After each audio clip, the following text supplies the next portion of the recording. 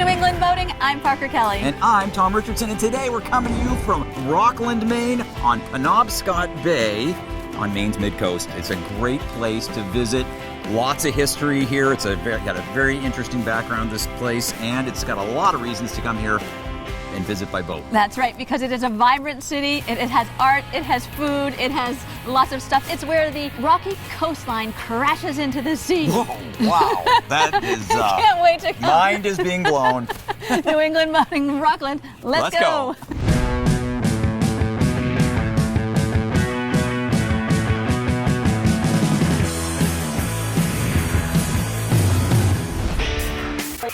That lobster roll looks delicious. I'll give it to you. To another great destination. Are you shopping for me? Oh, there's a fish. Parker's goofing around in a miss. Make short, sharp sweeps with the rod. But we want the fish that can eat that thing. Oh, yeah. Hang on, Parker. Tom, don't joke.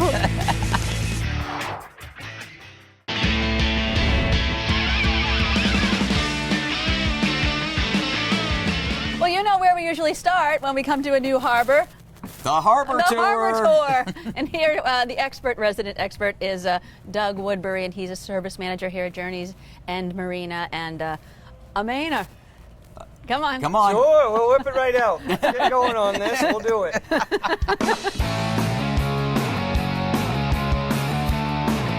Okay, so we're right here off the Breakwater Lighthouse, the famous Breakwater Lighthouse, and this is a pretty convenient landmark for boaters that are coming to Rockland from Penobscot Bay, correct? Copy that. That is a very prevalent landmark, very easy to see or hear in the fog, and when it's not foggy, obviously a good place to see. And also a great place for tourists to come, or someone who lives here, but it's a long walk out here if you're not coming by boat. That's right. It's 1 mile exactly to the lighthouse. Good little walk, good little exercise. Bring a fishing rod with you and do a little mackerel fishing. They catch mackerel out here? Yes, sir. When did they build this thing? They knew by the middle of the 1800s when it was a very important port here, doing a lot of lime, doing a lot of, moving a lot of fish out of the area that when they would get any kind of breeze out of the north and the east, they would get the harbor suffered for it. So, yep, they knew that. So it was worthwhile to invest that kind of money and time.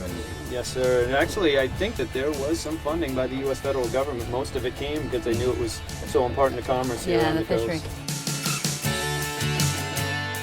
So we just came up to the sort of the northern part of the harbor. So this is our north end facility over here with our 50-ton travel lift, and this gives us a lot of opportunity to service the commercial accounts as well as helping out our recreational customers in time of needs when our facility gets too full over in the south side. And this is the apprentice shops facility here. There are programs here for boat building, have brought a ton of people into the area who have chosen to stay. So this is the hub, this is the lifeline to the islands out here of Vinyl Haven and North Haven. And this is how we keep our summer population, but more importantly, or just as importantly, the year-round population of islanders fed, clothed. The access to the mainland is from these boats right here. So I guess Lerman Cove is also home to the schooners. Lerman Cove is the home to the Rockland schooner fleet, which is the biggest fleet in the mid-coast, I believe, second to Camden.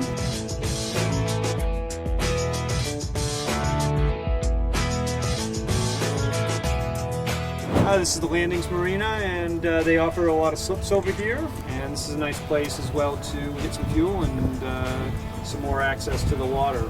So this is the municipal dock here in Rockland, and it gives us opportunity to have a bunch of transients from out of town come in and spend some nights here. So this is Journeys End, the recreational center, if you would, for recreational boaters, transients. Yes, that's correct. As well as we will haul out, and this is the primary yard for our commercial traffic, the lobster fishery, and how we repair their vessels and repower them over here. But our slips and facilities over here are set up for the recreational customer. Doug Woodbury of Journeys End, thank you for a fantastic harbor tour. Thanks so much for oh, don't cry, Parker. You guys aren't going to make me cry. Well, I got to get to About Town, so... Yeah, you go wander off on your own and do your About Town thing. Okay, I'm About Town. So I'm just steps up from the harbor here on Main Street in Rockland, Maine. Now, Rockland, Maine used to be an industrial working town, but today there's a renaissance going on. come in here, I talked to the manager for a minute. This is called the Archipelago. It's not only a think tank, it's just a boots on the ground place that's just using art as just part of a way to help with education, energy, economic development, and the fisheries in the coastal and island communities. It's just amazing, amazing stuff they do here. Still on Main Street, and I found Hope, and of course, hope is a good thing to find no matter where you are. But here in Rockland, I'm feeling a very heavy art vibe. But just talk to me a little bit about Rockland. Well, maybe that's what it is. It's art and food. A lot of art galleries and restaurants. Now, would you say that other people should come visit Rockland? And if so, Oh, definitely. why? Oh, Oh, fabulous right. food, Fabulous great restaurants. places to stay. It's the Atlantic in summer. What could be better? So even if you just scrunch down and take a look at that, how bright it is when you get right down there. There really are works of art. This was 9 times out of 10 at night in a raging storm. I just can't imagine how scared these Oh, people I- must yeah. have been.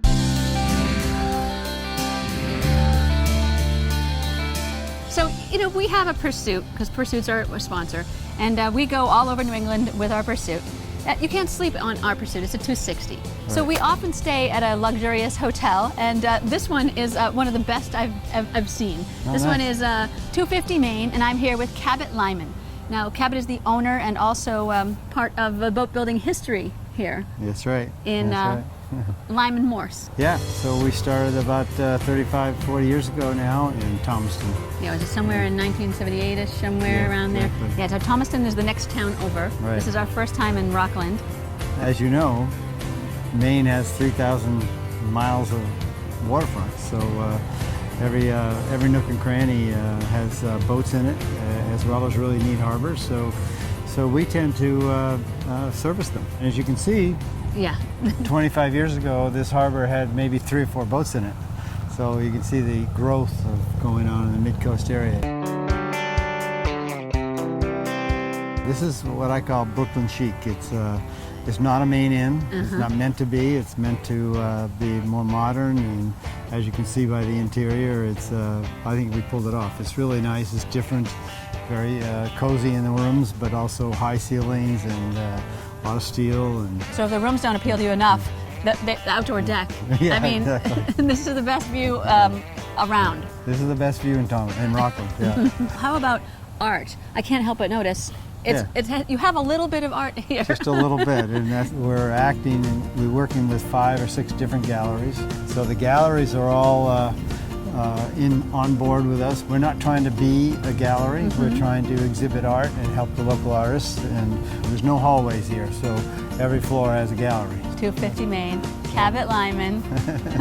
So nice to meet you. Nice to see you. And let's just enjoy the view for a minute. Well, there's a lot of great stuff to see here in Rockland. It's all really close by. We're here at the Maine Lighthouse Museum. What we really have here is one of the largest collection of Fresnel lenses, which the Lighthouse service used from 1854 on to this very day in the United States, and also quite a collection of U.S. Life-Saving Service memorabilia and artifacts, and as well as modern U.S. Coast Guard. Right. And so to make a Fresnel lens, though, it must have been a pretty intricate process. You really had to be an expert, probably, at glass making. There was a Frenchman, Auguste Fresnel, who came up with this design, and it was so much more efficient than the earlier designs. And so their whole purpose was to take the light from a whale oil lantern, say, and just magnify that. What it did was, you see that the prisms would basically capture the light. So instead of having a lot of light just escape out the top and out the bottom, it redirected it and refocused it. So we're in the portion of the museum dedicated to the life-saving service, and that's the precursor to the Coast Guard, right? Correct. And here is a typical pea pod that they would have in a life-saving station, and it's just almost hard to imagine, but yeah, when the weather was bad, these guys went out, and no life jackets that we have today. They're just their K-pop and their oil slicks and oil skins, and it was tough life. So here we are. Here's the famous breeches buoy. They would be a distress ship offshore. They would send a signal out. Then the guys would hook up their horses. They'd bring the cart down. They'd set up all this apparatus. They'd put the projectile in the Lyle gun, fire that baby off. they fire that, and it would go into the rigging, of the ship. distressed ship. And then they'd rig this up, Put people in it Put people individually, in. and then go. brave and daring. And- Now, this was 9 times out of 10 at night in a raging storm. Okay, in this portion of the museum, you've got a lot of Coast Guard memorabilia. Here we have several models. One is the early revenue cutter Dobbin, the Eagle. Of course, everybody knows about the Coast Guard sailing bark Eagle. That's It was right. a World War II reparation from Germany. And then we also have my old ship, the White Lupine. And so that's a ship that you would Goes- had captain served on. on. Yep. Oh, really? Yep. No kidding. And that was the Army lighter, ammo lighter in World War II. Oh, Paul, thanks a lot for the great tour of the Maine Lighthouse Museum. It's a fascinating find for anybody who comes here to Rockland, and a must visit, I'd say, for anyone who's interested in lighthouses and the history of the Coast Guard and that sort of thing. It is, absolutely. It's a history of lighthouses. It's a history of the maritime history of Maine. And for boaters and the boating public especially, the history of boating pre-GPS, and I would argue boating post-GPS, if Right. it ever goes away. The age navigation, some of the other things we have to help the mariners throughout history. And it's just a fabulous place to come and see. Dock and dine. Ready? Okay, so what are we going to have today? What are you going to make for us? I'm going to make you the Throwdown Lobster Club sandwich that beat Bobby Flake. Oh, all right. How are you going to eat that thing, huh? Parker's on the pier.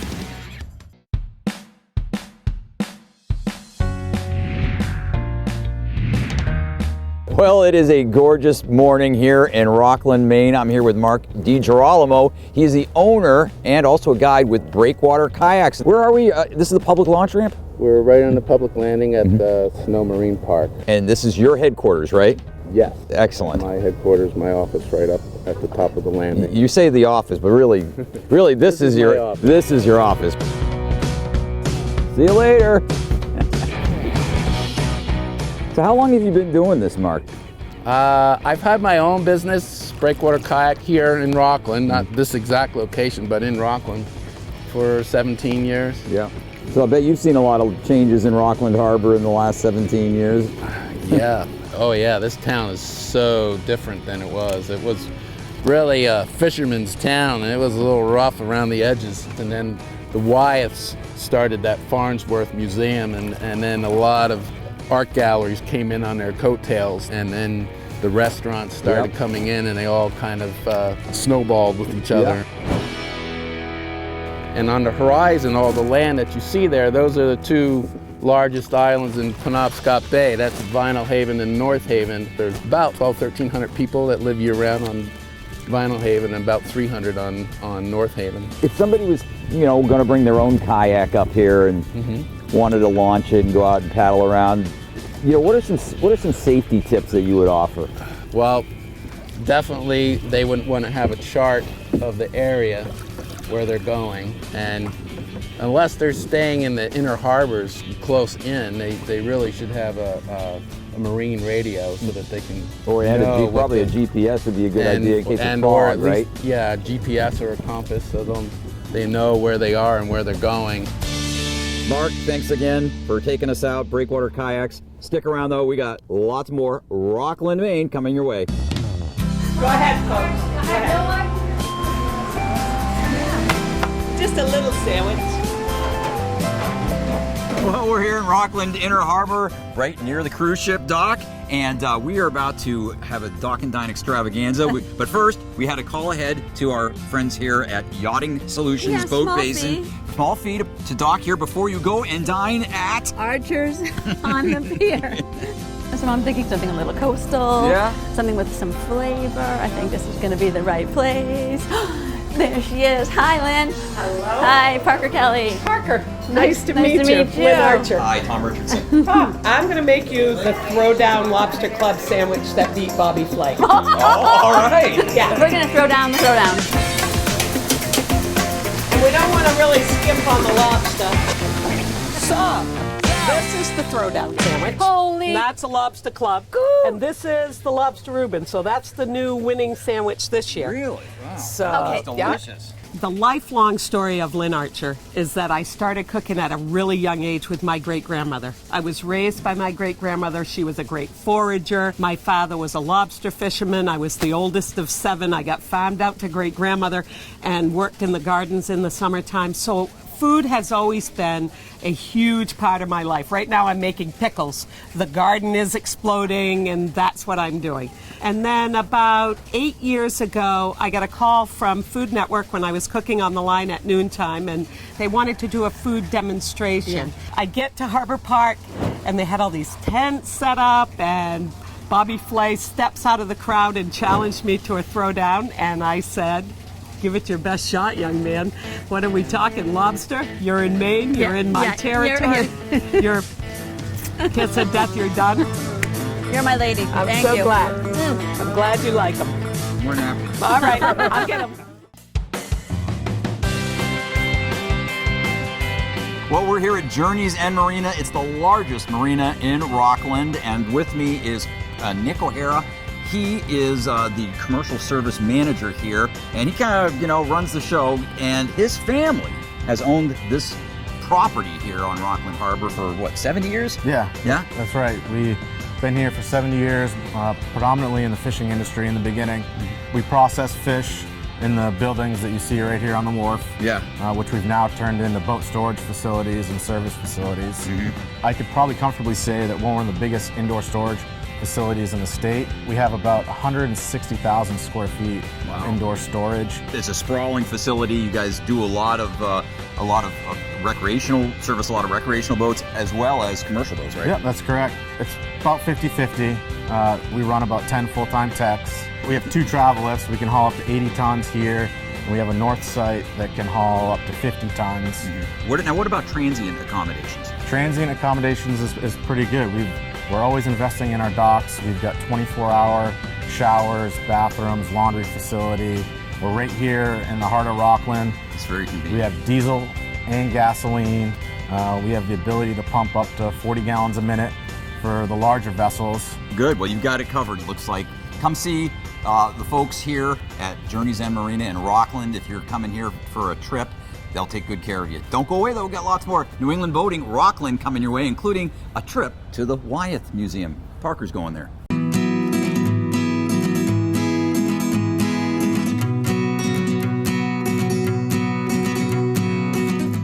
I'm with Michael Komanecki, and he is the chief curator for the Farnsworth Art Museum, and that is a well-earned title, I'm sure. Oh, thank you. So tell us a little bit about, it's not just this one building, it's a campus. It is a campus, which includes the 1850 home of our founder, Lucy Farnsworth, and then the buildings that were created as a result of her bequest, a library and art museum, which has since expanded to include the Wyeth Center, which is the building behind us. Thank you, sir. You're welcome. Let's talk just a little bit about the 3 generations of Wyeths that are in this building. Well, N.C. Wyeth was the patriarch of the family, and he came here around 1920. And this is where Andrew, in part, learned to paint, and then Jamie following as the 3rd generation. We have about between 90 and 100 works by all members of the Wyeth family, which includes, of course, N.C., Andrew, and Jamie, but there are other members of the family who are talented artists, so we have some of their works as well. Talk to me about this one. It's my favorite painting. It shows a fisherman family done in around 1933 or 34. And of course, one of the things that NC discovered here was the importance of the fishing industry, which is still very important all along the coast of Maine. There's power and drama, even though it's not a specific story. There's suggestion of what the lives of these people would have been. They don't look easy. Now this seems to me to have a really different style, a little more abstract. It's earlier than the other piece. Tell me about this. It is. It represents a different kind of stylistic approach to the subject of, in this case, a lobsterman on the coast doing his work. You have to work to find him in this picture. It is earlier. It's 1927, a moment in American art when abstraction was gaining currency. There's not many paintings like this in this style by NC. I mean, this is ambition at work, doing something big and important and a statement about who he is as a painter. Well, so there are dozens and dozens of galleries right here in Rockland. And, That's right. And of course, it has a great boat building history, and it's a beautiful waterfront. So you should come, visit, enjoy.